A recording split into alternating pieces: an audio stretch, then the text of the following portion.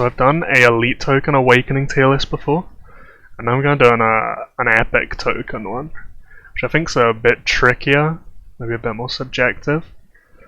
Again, it all depends on what you're building your account for. Like, if you're imp focused, like Andrea could be up here, whereas if you're spear cav, she's totally pointless to you. So it's all totally dependent on that, but just for general use, general value, this is what I'm going to go for. So first, Raymond, I mean, he's got to be the worst option, right? Like, is anyone getting him unless you're just a max account who can get everything? I'm pretty sure he's got good like passive stats and buffs, but it's all like utility stuff. Like 8% total defense is alright, but it's like training speed, research speed, gold production on hidden ability, research. Like, if you have the money to get him to max over the other stuff, you don't need that research speed at all. He's not good in PvP, obviously.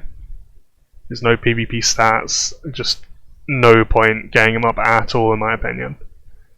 After that, and this might be controversial because I know some people really like him, I think, for me personally at least, it's Theon. Obviously he's good, especially if you're a rally tank or a bow trap build. Where even is he? But the problem is, like, he gives total attack, sure, but all the buffs you get on his active are totally pointless unless you have bowmen in your castle, and very few people are actually building to have bowmen in their castle, so it all gets wasted. Like, sure, he gives so much total attack, but is it even worth it when you're losing out on all this damage? Because especially Awakened, the active damage is such a huge part of combat. Like, his tavern stats, he has leadership and combat rate, so he gets more out of this than most, but I don't know, man. I don't think the total attack, personally, is worth having no active damage at all. I just don't think it's a worthwhile trade-off. Maybe I haven't done the maths, maybe I'm not in a position to test it, which I'm obviously not. But for me, I don't think Theon is worth what you have to put into him to make him worth it. I think there's much better ways to spend your tokens than that. And then I think for the next tier, it's just Andrea, Laena, and Meranda all together, because they're basically the exact same commander, right? I'm pretty sure even their 4-star abilities are literally the exact same. Yeah. No, it's literally the same for all of them. So they all have decent tavern stats, so the friendship, you get about the same bonus. They all have 30% all attack, health, defense stats for the unit they're specialized in. So for these, it's just the same commander, and it depends on what your formation is. If you're imp focused, Andrea's great, obviously. If you're cav focused, Lena's great. If you're spear focused, Miranda's great. All roughly the same. Then it gets subjective. Like, these are by far the best, I think. But there's some intricacies here, because, like, Leila is amazing, obviously, but she isn't as good as the other two until 4 stars, I think. Like, Julien and Annie have much better value before the 4-star ability, because Leila's is obviously ridiculous. I think Cuz is the best. Like, it's kind of crazy. If you get lucky and it procs 3 times, it's insane. Obviously it has all the synergies, like with Cersei's, and you can run like all female commanders, especially with Annie. It's incredible if you have both at 4-star. But is that her own, like, where can that go in a tier list?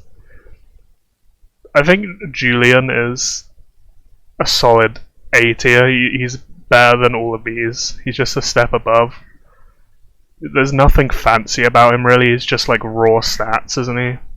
I'm pretty sure this at least from when he was released, was bugged and it didn't stop stacking, so it just kept going above 12% and just keep going up and up and up, or at least that's what the battle log showed. So his 4-star ability wasn't even that bad, but it's basically like Rob Stark's, yeah, on an epic commander, which is pretty like meh.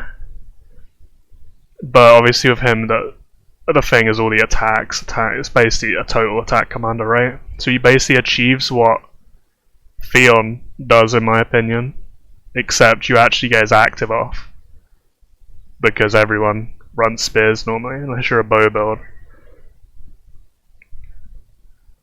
I think Julien's good. He's probably a bit overrated, I'm not sure. He's not that great, really. For stuff like defending your castle, where you get all 3 lines in, he's huge value. But he's just glorified total attack, that's all he is. But glorified total attack is very good still.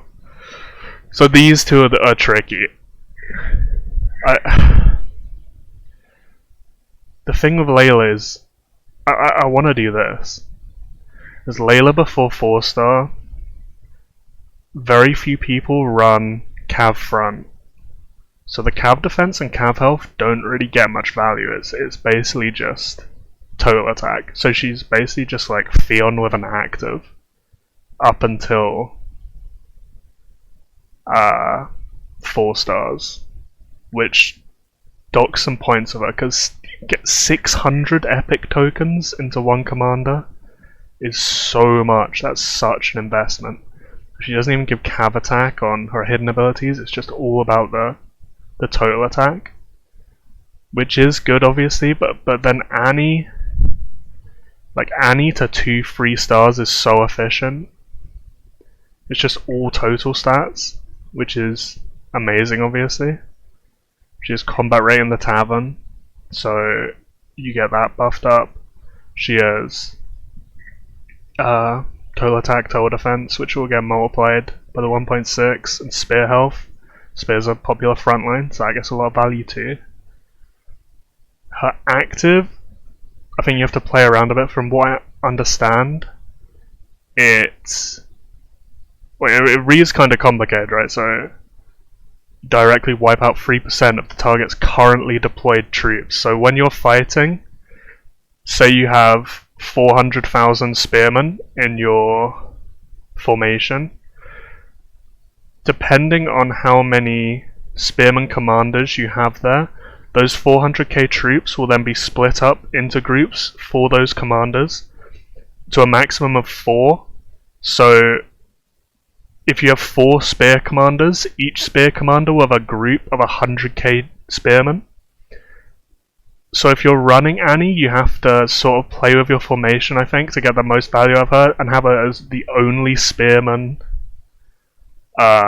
commander there if possible. Because like, if you have that 400k example, that will be a maximum of 12k troops instantly wiped out if she's the only commander, the only spear commander for that 400k troops. Whereas if there's 4, it'll be a max of like 3k, and then that will obviously stack up across the fight. And especially if you have like Leila multi-procking it and stuff, you'll lose tens of thousands of kills there. Obviously the more army size too, the more effectiveness this will get. Might be a bit pushed into having like a spear bias in your marches, but it's very, very good. It's a very strong skill. Anything that just instantly kills stuff is kind of crazy, really. So I think just how simplistic Annie is and how multi-purpose she is, I think she has to be at the top compared to the others. But they are obviously, like, at 4-star, Leila's obviously at the top too, but because of how much it takes to get there, I think generally she should go down a bit. And at the time of recording, Latz hasn't been released yet, but she will be in just a few days. And when she comes out, she'll probably be A tier as well, because she will give over 90% of all infantry stats, so she's basically Andrea but better. We don't know what her 4-star ability will be yet. If that's good, she'll be insane. She could potentially even go to S tier if it's not something just very generic, which I'd be surprised if it wasn't, to be honest. Because 40% times 1.6 is 64k, and then if we use the numbers on like Andrea, she's given like 26%, 28%, and then 64 plus 26 is 90, so it'll be above 90% all imp stats. Imp health, imp attack, imp defense, which is crazy. It's been power creeped so much, like compared to just the 30% commanders a few months ago. But here we go. I think this is... I'm happy with this. This is my tier list for epic token commanders.